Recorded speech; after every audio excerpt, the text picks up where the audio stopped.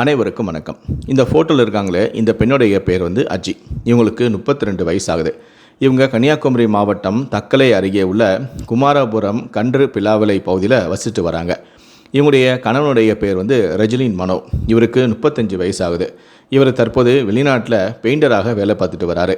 இந்த தம்பதிகளுக்கு 11 வயசில் ஒரு மகளும் 6 வயசில் ஒரு மகனும் என 2 குழந்தைகள் இருக்காங்க. கணவன் வெளிநாட்டில் வேலை செய்கிறதால பிள்ளைகள் வந்து பள்ளிக்கு சென்ற பிறகு வீட்டில் தனிமையில் இருக்கக்கூடிய அஜி பொழுதுபோக்குக்காக மொபைல் ஃபோனில் சமூக ஊடகங்களை பார்க்க ஆரம்பிச்சிருக்காங்க. அப்படி அவங்க யூஸ் பண்ணும்போது தான் அவங்களுக்கு அதே ஊரை சேர்ந்த ரெஜீஷ் என்பவரோட பழக்கம் ஏற்பட்டிருக்கு, அறிமுகம் ஏற்பட்டிருக்கு. ரெஜீஷுக்கு ஏற்கனவே திருமணமாகி மனைவியை பிரிந்து அவர் தற்போது தனியாக தான் வாழ்ந்துட்டு வராரு. இதை தெரிஞ்சுக்கிட்ட அஜி அவரோட பேசி பழக ஆரம்பிச்சிருக்காங்க. ஒரு கட்டத்தில் 2 பேருமே தங்களுடைய செல்ஃபோன் எண்ணை மாற்றிக்கிட்டு நீண்ட நேரம் பேசி பழக இவங்களுக்குள்ள ஒரு நெருக்கம் ஏற்பட்டிருக்கு. இந்த நெருக்கமே நாடவில் தகாத உறவாக மாறியிருக்கு. கணவனும் வெளிநாட்டில் பல வருடங்களாக இருக்கிறார். வெளிநாட்டு போன கணவன் ஏதோ ஒரு பிரச்சனையின் காரணமாக சுமார் 4 ஆண்டுகளாக ஊருக்கு வராமல் இருந்திருக்காரு. இதனால் அஜிக்கு உடல் தேவையும் இருந்திருக்கு. இதனால் பிள்ளைகள் வீட்டில் இல்லாத சமயங்களில் தன்னுடைய உடல் தேவைக்காக ரெஜிஸ்டரை வீட்டுக்கு அழைத்து அவரோட தனிமையில் இருக்க ஆரம்பிச்சிருக்காங்க. இந்த தனிமை அவங்களுக்குள்ள மேலும் நெருக்கத்தை ஏற்படுத்தியிருக்கு. அதன் பிறகு வெளிநாட்டிலிருந்து கஷ்டப்பட்டு தன் கணவனான மனோ அனுப்பக்கூடிய பணத்தை வச்சுக்கிட்டு இவங்க 2 பேரும் ஜாலியாக ஊர் சுற்றுவது, படத்துக்கு போகிறது, சினிமாவுக்கு போகிறது, பீச்சுக்கு போகிறதுன்னு பல இடங்களுக்கு ஒன்றாக சுற்றி அந்த பணத்தை தண்ணியாக செலவு பண்ணியிருக்காங்க. தான் காதலுடைய தேவைகள் எல்லாம் அஜி வந்து பூர்த்தியும் பண்ணியிருக்காங்க. ஒரு கட்டத்தில் கணவன் இனி வெளிநாட்டிலேருந்து வரமாட்டான், அப்படியே அவன் வந்தாலும் கூட 1 மாதத்துலேயே திரும்ப வெளிநாட்டுக்கு போயிடுவான். அதுக்காக நம்ம அவனுடைய வாழ்ந்து நம்ம வாழ்க்கையை நாசமாக்குறதா, நம்ம ரெஜிஸ்டரோட வாழ்ந்தால் நம்ம எப்போவுமே அவனோட தனிமையில் சந்தோஷமாக இருக்கலாம், நம்மளுடைய உடல் தேவையும் பூர்த்தியாகும் அப்படின்னு சொல்லிட்டு அஜி வந்து விரும்பியிருக்காங்க. இது குறித்து அஜி வந்து ரஜீஷோட தனிமையில் இருக்கும்போது அவங்ககிட்ட தன்னுடைய விருப்பத்தையும் சொல்லியிருக்காங்க.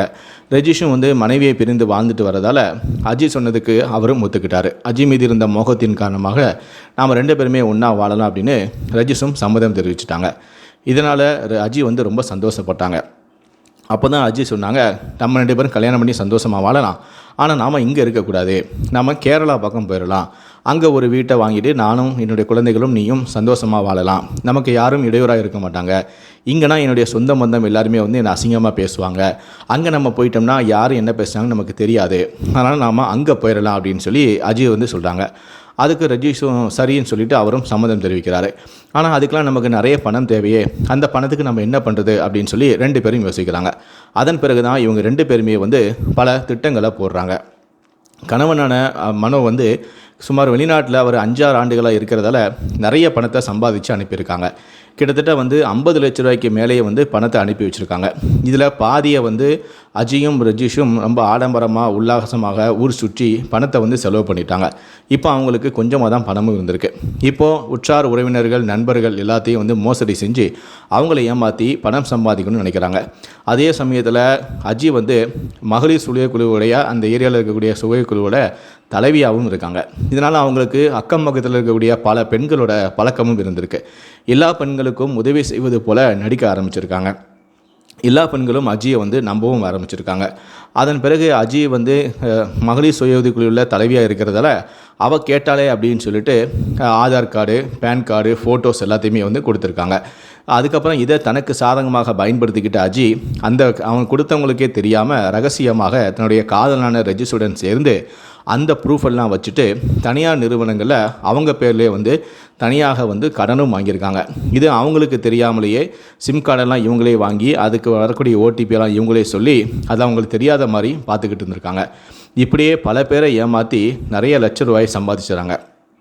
அதன் பிறகு வந்து தன்னுடைய கணவன் வெளிநாட்டில் வேலை செய்கிறதையே தனக்கு சாதகமாக பயன்படுத்திக்கிட்டு தன்னுடைய உறவினர்கள் நண்பர்கள்கிட்டலாம் போயிட்டு, நான் பேங்கில் வந்து ஒரு நகையை அடமானம் வச்சுருந்தேன், எங்கள் அம்மாவுக்கு ஏதோ உதவி தேவைப்படுறதால என் கணவனுக்கு தெரியாமல் நான் வச்சுருந்தேன், அதனால் இப்போ அந்த நகை வந்து ஏலத்துக்கு வரப்போகுது, என் கணவன்கிட்ட இதை சொல்ல முடியாது, அந்த நகையை மீட்டுறதுக்கான பணத்தை நீங்கள் எனக்கு கொடுத்தீங்கன்னா நான் அந்த நகையை மீட்டு விற்றுட்டு உங்களுக்கான மீதி பணத்தை நான் கொடுத்துருவேன், இல்லைனா அந்த நகை வந்து ஏலத்துக்கு போயிடும் அப்படின்னு சொல்லி கண்ணீர் விட்டு கதறியிருக்காங்க. உடனே உற்றார் உறவினர்கள் நண்பர்கள் எல்லாருமே வந்து சரி, இந்த பெண்ணு வந்து அவர் கணவன் வந்து வெளிநாட்டு வேலை இத்தனை வருஷமாக வேலை செய்கிறாரு, அதனால் நிறைய பணமும் இவர்கிட்ட இருக்கும், கணவனுக்கு தெரியாமல் அம்மாவுக்கு ஏதோ உதவி செய்கிறதுக்காக நகையை வச்சுருக்காங்க போல், சரி நம்மளும் அவங்களுக்கு கொடுத்து உதவிலாமே, எப்படியும் அவங்க நகையை விற்றுட்டு நம்மக்கிட்ட காசை கொடுக்குறேன்னு சொல்லிட்டாங்களே அப்படின்னு சொல்லிட்டு அவங்க கேட்டாங்களேன்னு என்ன பண்ணியிருக்காங்கன்னா பணத்தையும் வந்து கொடுத்துருக்காங்க. அப்படி அவங்க நிறைய பேர்கிட்ட பணம் வாங்கின மாதிரி தன்னுடன் படித்த கல்லூரி நண்பர்கள் ஒரு சிலர்கிட்டையும் பணம் வாங்கியிருக்காங்க. அப்படி ஒருத்தர் தான் அந்த ஏரியாவில் கட்டிட ஒப்பந்தராக இருக்கக்கூடிய கிங்ஸ்லி கிட்ட சுமார் 5 லட்ச ரூபா வரைக்கும் அவர்கிட்ட பணம் வாங்கியிருக்காரு. அவரும் வந்து இவங்க கேட்டாங்களே, அஜி வந்து கேட்டாங்களே அப்படின்னு சொல்லி நம்பிக்கையின் அடிப்படையில் 3 தவணைகளாக கொஞ்சம் கொஞ்சமாக சுமார் 5 லட்ச ரூபா வரைக்கும் கொடுத்துருக்காரு.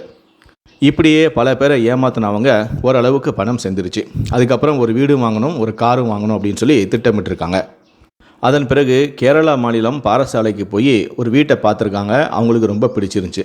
அதுக்கப்புறம் அந்த வீட்டுடைய உரிமையாளர்கிட்ட போய்ட்டு நாங்கள் இந்த வீட்டை வாங்கிக்கிறோம் அப்படின்னு சொல்லிட்டு அவங்கக்கிட்ட வந்து அட்வான்ஸாக ஒரு 5 லட்ச ரூபாய் பணத்தை கொடுத்துட்டு வந்திருக்காங்க. அதன் பிறகு அவங்க நிறைய பேரை ஏமாத்தின பணத்தில் ஒரு காரையும் வந்து வாங்கியிருக்காங்க.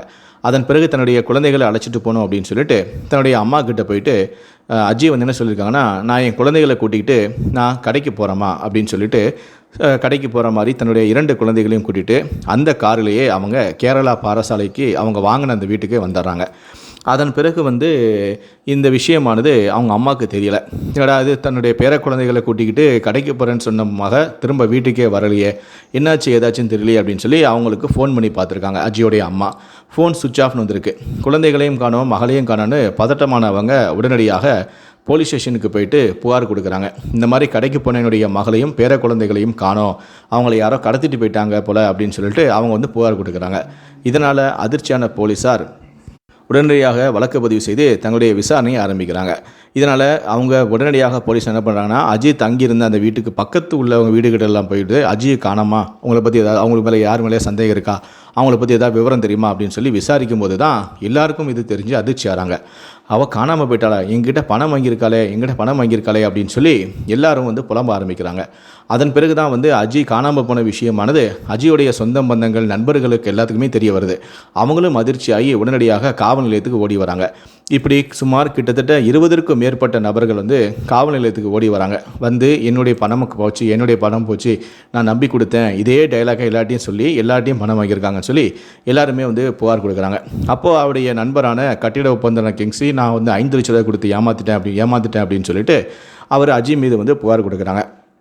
அப்படி கொடுக்கும்போது எல்லாரும் இதையும் சேர்த்து சொல்கிறாங்க. அஜிக்கு வந்து ரஜீஷ் அப்படிங்கிற ஒரு நண்பர் இருந்தார், அவங்களோட சேர்ந்து தான் அவர் வந்து உதவியாக இருந்தார், அவரோட சேர்ந்து தான் இந்த திட்டத்தெல்லாம் அவங்க அரங்கேற்றிருக்காங்க அப்படின்னு சொல்லி ரஜீஷ் மேலேயும் சேர்த்தே வந்து புகார் கொடுக்குறாங்க.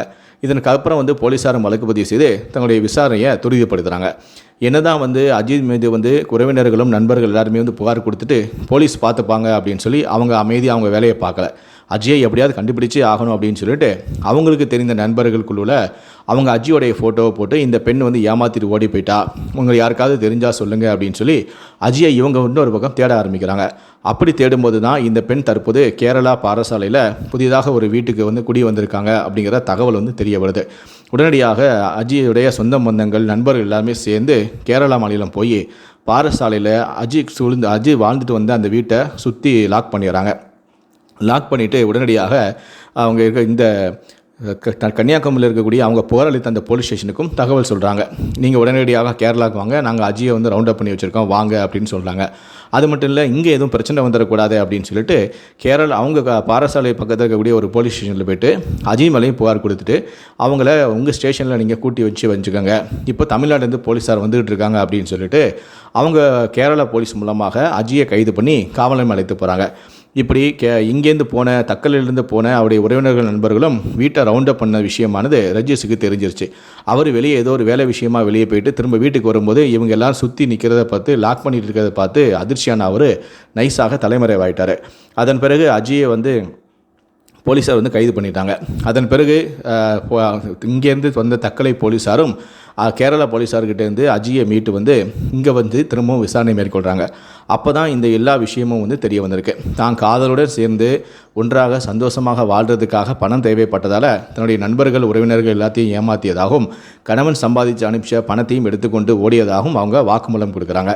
இதன் அடிப்படையில் போலீஸார் வந்து தலைமறைவாக இருந்த ரஜீஷையும் வலைவீசி தேடி அவரையும் கைது பண்ணிடுறாங்க.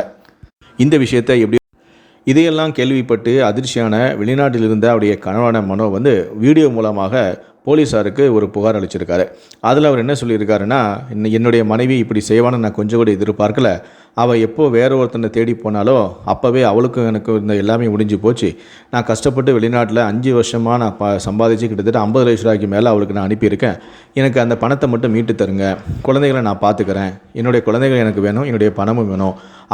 அவளை நீங்கள் சிறையில் தள்ளி என்ன வேணால் பண்ணிக்கோங்க. எனக்கு எப்படி பணத்தையும் எப்படியாவது மீட்டு தாங்க அப்படின்னு சொல்லி அவரும் ஒரு வீடியோ மூலமாக புகார் அனுப்பிச்சிருக்காரு. தற்போது இந்த சம்பவமானது அந்த பகுதியில் பெரும் பரபரப்பையும் அதிர்ச்சியையும் ஏற்படுத்தியிருக்கு.